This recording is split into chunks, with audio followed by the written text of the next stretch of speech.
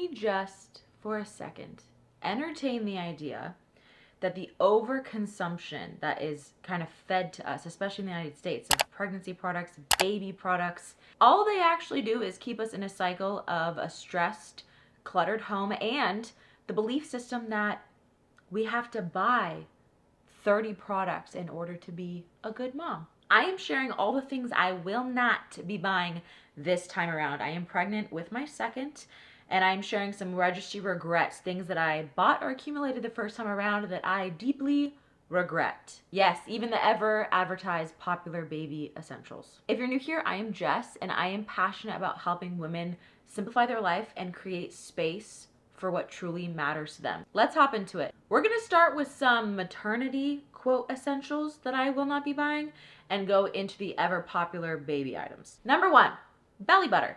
It's not that I don't think belly butter can be helpful or that putting something nourishing on your skin while your body's stretching isn't helpful. I do. But the first time around, I spent over $100 repurchasing the tub that I had bought from Amazon. That was like a shea butter, cocoa butter blend for the belly. Now I make my own. I do not buy it. It's very simple. It's cocoa butter, shea butter mixed with some vitamin E. That's it. I am paying the same price I spent on one tub on the supplies that I need to make this, and it will last me the entire pregnancy and postpartum to use it as a baby balm if I need it. Number two, maternity clothes.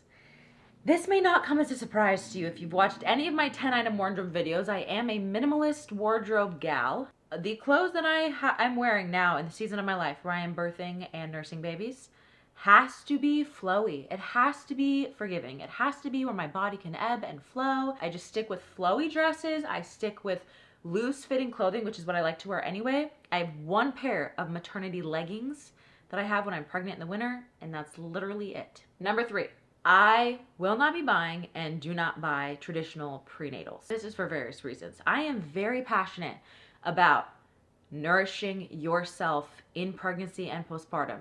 My background is in functional endocrinology. I love talking about nutrition. I have a course called The Nourish Mama. It's not because I don't emphasize and think it is important to nourish mothers. I think it is so important that for me personally, I actually take a food first approach to getting my nutrition, and I supplement specifically based on my specific needs, my lab work. I test my hair for my minerals. I can see what I'm lacking, and especially based on even my health history. I know my health history. So when I'm supplementing with something, I know that it's something that I really need. It's something that makes a really big difference for me, and I'm building my own prenatal supplement regimen on top of the foundation of nourishing myself through food. Not to mention, I mean, I think a lot of us know this, supplements aren't really like regulated. So there's a lot of prenatals on the market, and a lot of them are not very good quality. There are a couple, if someone like wants a traditional prenatal, Needed is one of them. I've worked with Needed before. They're a great brand. They tend to have a high quality prenatal. I think Fullwell is another one. But I just personally prefer to build my own prenatal. It is a very exciting week. We're packing. I'm going on my first solo trip since having my daughter over 3.5 years ago. Very, very exciting. It's a girls' trip. We are in kind of a crazy season right now, to be honest. Like I said, I'm traveling. This is a big deal. And then we're all moving. And so there's just like a lot of things that are out of the norm right now. And my mind is kind of going, because I'm not just thinking about preparing for this trip, but I'm also thinking right now about making sure that my husband and daughter have everything they need while I'm gone. And though my husband is capable and amazing at a million things, she will be eating burgers every night.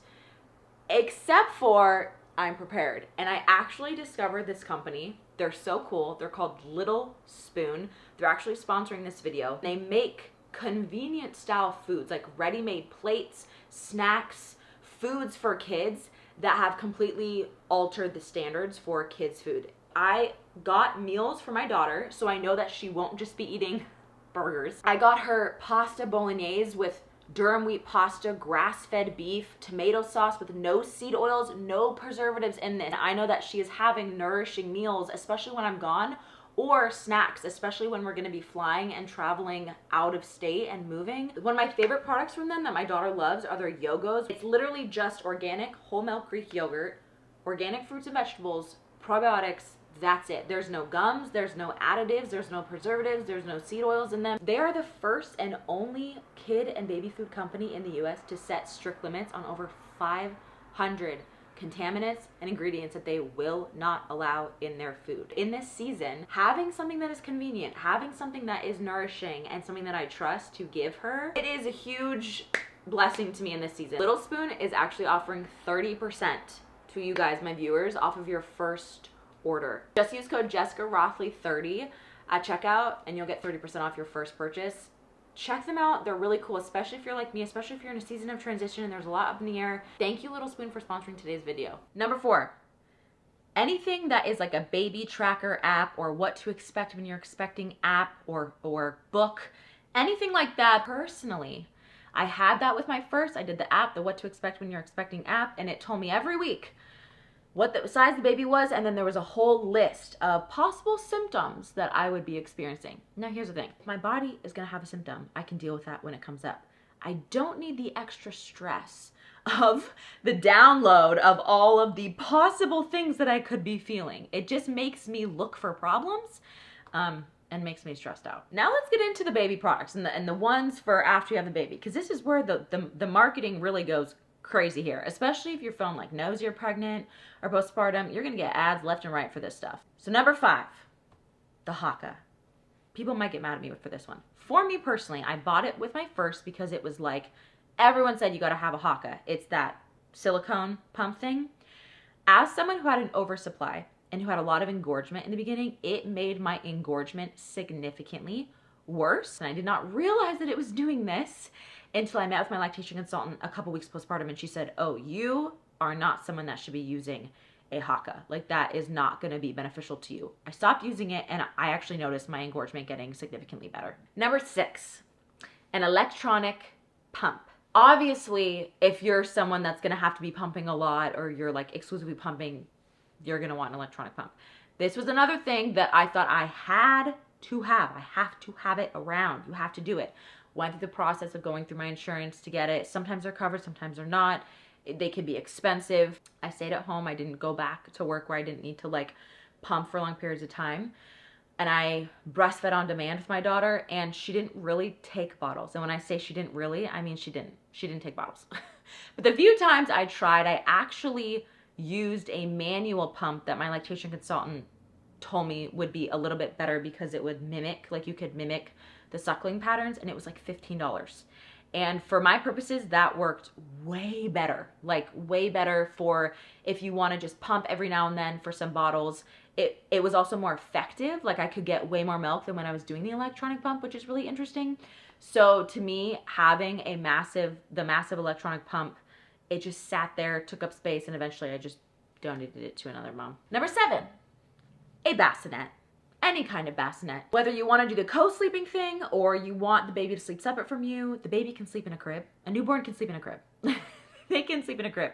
My newborn slept on my chest, right here. That's literally it for the first 2 months of her life. And I'm assuming the next one will be the same. Number 8, a baby swing.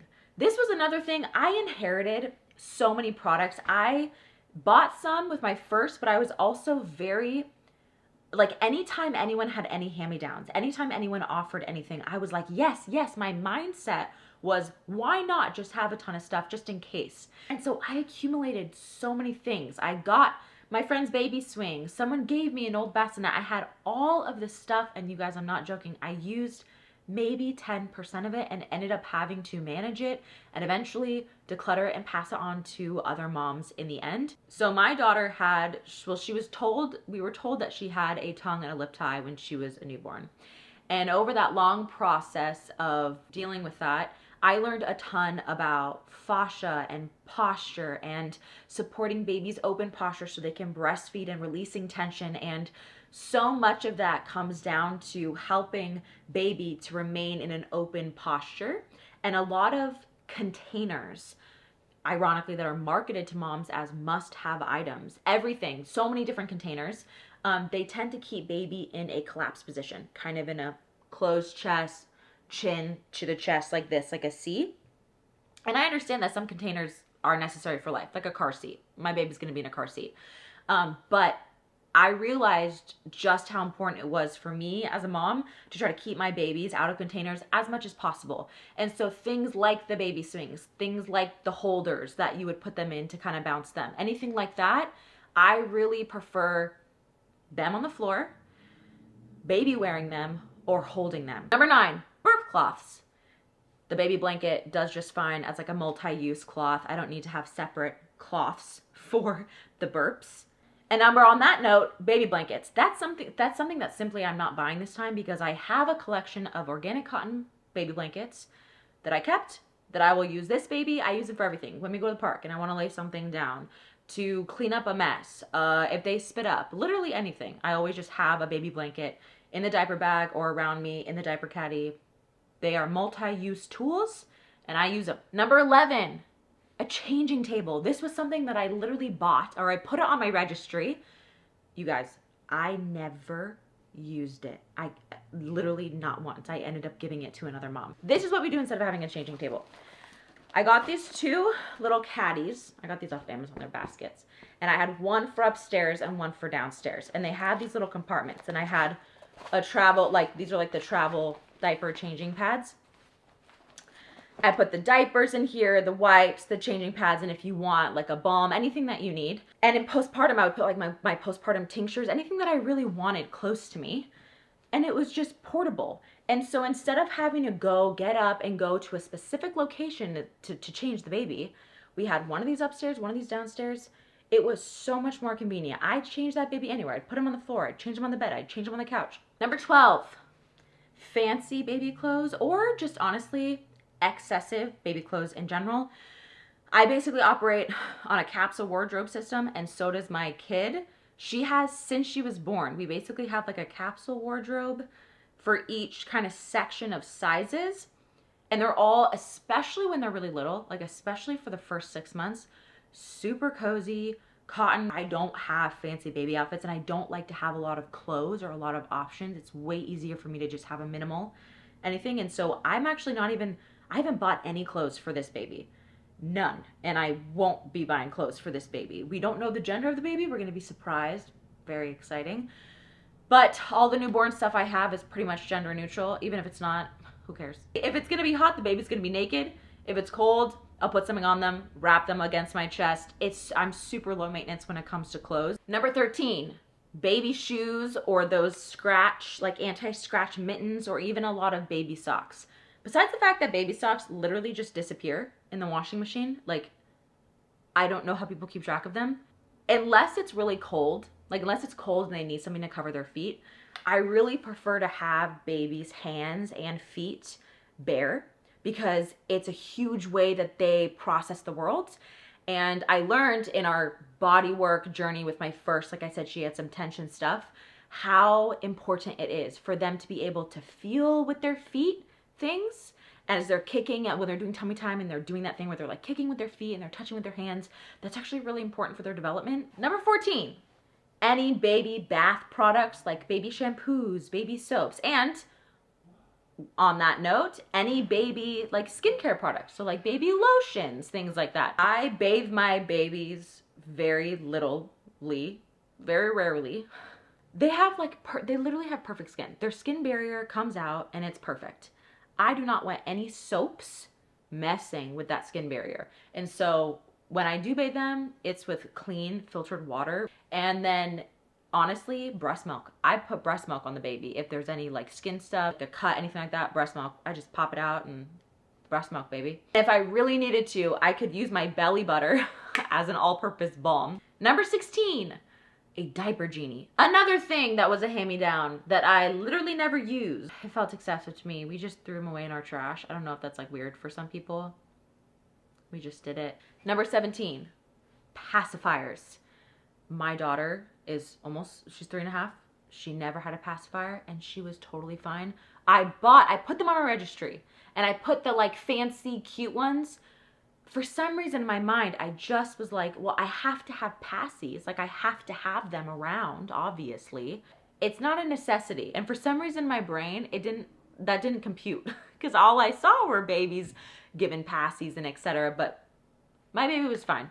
She didn't have a passy. She didn't have anything like that. 18, baby bath A baby bath container. Again, with the containers thing, I just prefer to do a lot less containers because when you're bathing a newborn, you still have to be around them, right? Because it's water, you can't really like leave them. So either way, I'm gonna be occupied if I'm bathing, or Max is gonna be occupied bathing the baby. And I'm like, why not just get in the bathtub, put some magnesium, and everyone can have a good time. There could be water play, especially considering because I don't bathe my babies that often. Number 19, literally any nursery decor. Anything for decorating a nursery, I will not be buying. My babies stay in the room with us. They're not in their separate room. So it would literally just be for my dog to enjoy it.